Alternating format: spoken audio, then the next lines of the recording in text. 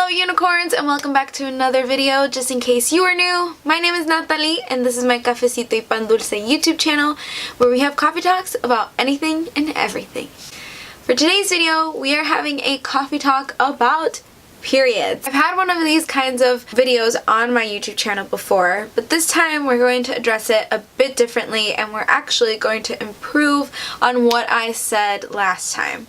Last time this video was titled Girl Talk and it was about periods. However, I have recently read a book that has made me rethink the way that I look at periods and think about periods, and I now recognize that I titled that video very politically incorrect and I also introduced it in a very ignorant way.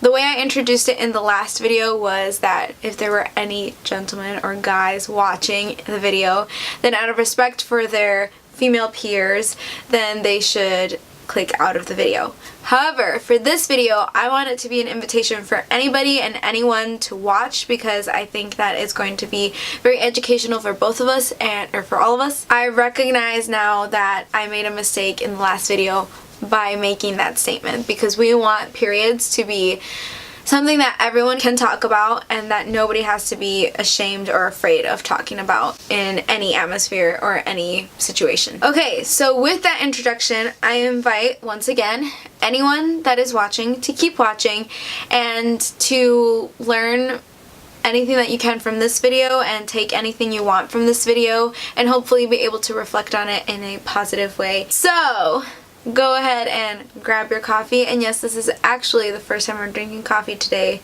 for once. I think there may be a dog hair in there. I got it out. It's okay. It's just a dog hair. It's my first time drinking coffee and it's like 12 p.m. and that is because I was actually going to go to a job fair today. But I freaked out, I got too scared, I didn't end up going, but I have the day off from work anyway, so I thought I would finally get my sticks or ducks all in a row, whatever that saying is, get ready to film this video because I've been putting it off for a while, mostly because I was waiting for my shirt to come and it finally came in the mail. Sorry, I've been babbling way too much, so let's go ahead and just get right into the period talk.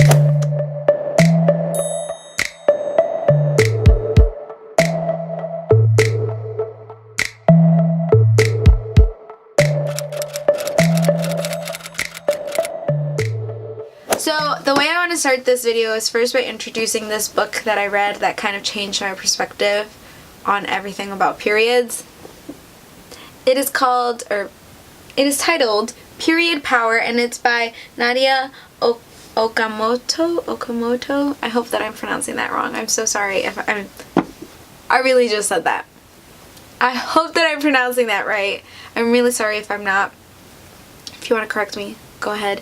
I will link her Instagram and her website where you can find out more about her menstrual movement that she basically started a non-profit and was advocating. I think she started by advocating just for homeless women and providing period products for them, then transitioned more into a political movement. So it rooted from a passion, turned into a political movement, and now it's like exploded in the best way possible. And I'm so happy that I picked up this book at the library. I picked it up because it was pink, okay, and because it was March, and we're always advocating for women in the month of March, just like for April it's autism awareness. So I picked it up and I saw it and I was like, okay, I'll pick it up. Mostly I thought it was just going to be like an aesthetically pleasing book that's going to sit there and I'm just not going to read it and I'm going to eventually turn it back into the library. But I read it because I think I was like on my period and I was like, okay, fine, I'll read it. And I read it and I loved it. It is so full of knowledge and just political stuff that you don't even think about. Like, I bet you didn't even think about like the fact that condoms are not taxed, but period products are taxed in most states. Isn't that crazy? But this book is amazing. I recommend you know what? I recommend everyone reads this, not just people that have periods. I recommend everyone reads this book because I think everyone needs to know about everything that's in this book. I want to kind of talk about a few of the things that I learned in there just in case you guys don't have access to a library, or you just don't want to go out and read, or maybe you're not very literate that you could read all of the book. I'm sorry that Sparky's barking in the background. But I kind of want to just touch on a few big topics that this book talks about. Sparky! Stop! It worked. First thing I learned was the difference between calling period products versus hygiene or sanitary products. A lot of places in public restrooms say like sanitary napkins, or there's like at Target they will say sanitary or hygiene products or something like that. The problem with using the word hygiene or sanitary is that it makes periods seem nasty and like it's not something that's naturally happening and that's like just a natural thing. I don't want that negative stigma that periods are nasty or that they require I don't know, like they're like something that needs to be sanitized. Obviously you have to have good hygiene and that's important for your own health, but I don't like that people that don't get periods will call it hygiene or sanitary products in a way that makes it seem like it's something that's just disgusting that happens, that it's gross, when it's something so natural and it's something that's beautiful and that you should learn to embrace about your body. There's also, and this is something that I remember one of my cousins telling me, Eliani, and I remember her telling me this story, but I read it again in here.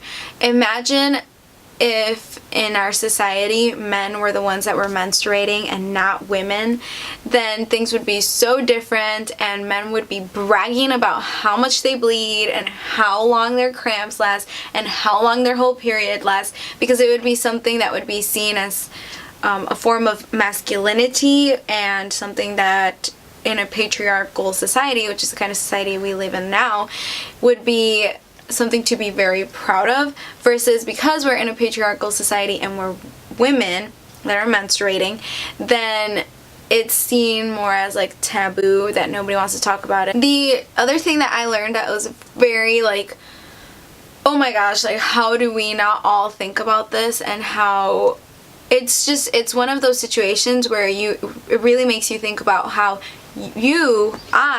we don't think about hardships that we ourselves don't go through, and it's just that ignorance in us. The biggest thing that she starts out her book with is what started out her whole menstrual movement, which is homeless women struggling with their periods. Like, just imagine, okay, you're on your period, you're used to being on your period, or you know somebody that's used to being on their period.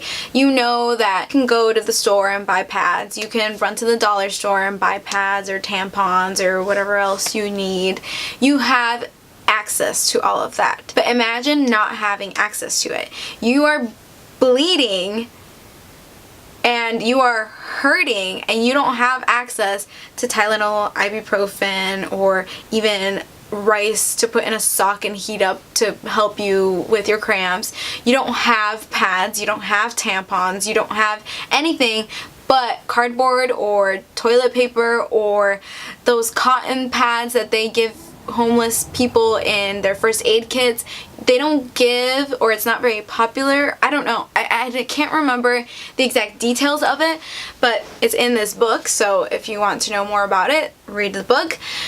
But most homeless women are not provided with period products because they are not seen as a necessity, they are seen as a luxury. And it's the same thing, like she talks about in prisons, that because period products are seen as a luxury and not a necessity, sometimes they're like bartered for, and like it's insane.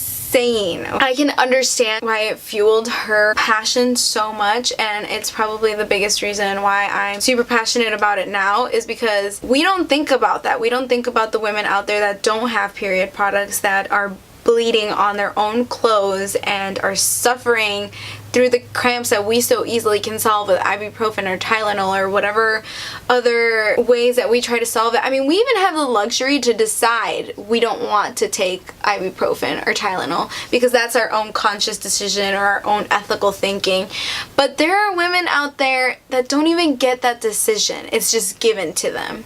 And that to me is crazy and something that I think is very important that we fight for, especially all of us that bleed and even those that don't and have the power to fight for that. And then there is also pink tax, and it's called that because of the reason that period products are taxed, whereas like condoms are not. Condoms is just the first example that comes into my mind, but she names a few other examples of different things that are not taxed, whereas for us it's taxed. For us that bleed, period products are taxed. Again, it's because period products are seen as a luxury and not a necessity. So that was just like a quick little review of the book. If you want to know a lot more detail, maybe you don't want to read the book, but follow her on Instagram and follow the page that like her whole nonprofit has, and they will give you so much more information. I think it's so important. I think everyone should follow it, not just the people that have periods, everyone. I know that didn't all do it justice, but I just wanted to talk about it a little bit. And I also wanted, since we're on the topic about periods and Earth Day just passed, I wanted to give a quick update because in my last video I had just bought these reusable pads and I had never actually used them, but I have been using them since then, and I kind of want to give like a little quick review on what it's like using reusable pads and why I use them. There are different ways to collect your period. So there's the tampon, which she talks a lot about in this book too, because there are a lot of health issues with tampons. So before you ever use a tampon, please make sure to follow the directions on the boxes that they give you. Then there are also cups now. So there are cups that you can insert up there and it'll collect it for you, and then you just wash them and you put them back up there, that kind of thing. And there are pads. Obviously there's the plastic pads, which this is the reason why I switched to reusable pads. I learned uses the equivalent of 6 bags of plastic in each pad. If you're thinking like, oh, I don't have $30 to spend on reusable pads, I can barely afford the like $10 box of pads.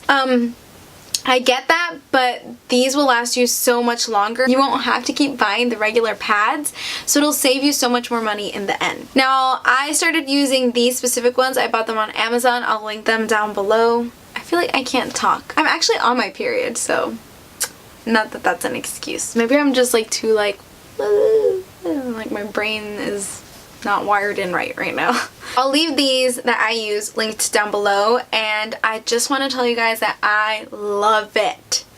This is gonna sound weird, okay? But there is something about seeing your own blood, like, and even like touching it when you're cleaning it, that just gives you this sense of more respect for your body and everything that it does for you, and just how you yourself like can handle all of that. And it gives yourself and your body just so much more respect. And I honestly will sometimes look forward to being on my period because I know that I get to wear these super comfy, super warm pads, and they're like fur lined, so they're like warm, they feel comfy, they feel so much better than a single-use pad or a plastic pad. And it's wow, like I can't tell you how much I love that I'm using reusable pads and not the plastic pads. The benefit that it has for the environment is just a plus, and it is originally what made me have that decision. I think that's pretty much it. I would encourage you all to go rewatch the period talk that I had with my cousin last time on my channel. I will leave it in the little thingy that pops up over here for you guys to go watch, and I'll also leave it linked down below, because despite my ignorant introduction, it has a lot of helpful tools for girls that are starting their period that don't get talked about in regular health classes, and I would really encourage you guys all to go watch that, including boys, including gentlemen, and just everybody go watch it. And everybody should respect anyone that's on their period, because another thing that she talks about in the book that I didn't talk about was talking about like transgender people and how they don't have period products available in their bathrooms. It's something that in the time that we're living in now should be addressed more publicly, more openly, and we should not be afraid to say that we're on our periods. We should not be afraid to say the word period. We should not be afraid to know more about our bodies and our anatomy and how everything happens. And is something that we should be proud of, something that we should be proud that we can take. And if you like the shirt that I'm wearing, which also helps support the menstrual movement that Nadia is advocating for, then I will also leave this t-shirt link down below. It took a month for me to get it because they actually print it off of, like, depending on who orders it. So it takes a while for you to get it, but I'm so excited to wear this out in public and just, like, scream it, you know? Okay, well anyways, I hope that you guys enjoyed the video, found it helpful, and I hope that you guys share it with your friends and anybody else that you think needs more education on periods. I'm sure I will continue speaking about periods and just bringing up this topic, and I'm so excited for more videos to come, and I will see you guys next week. I love you guys so much. Bye!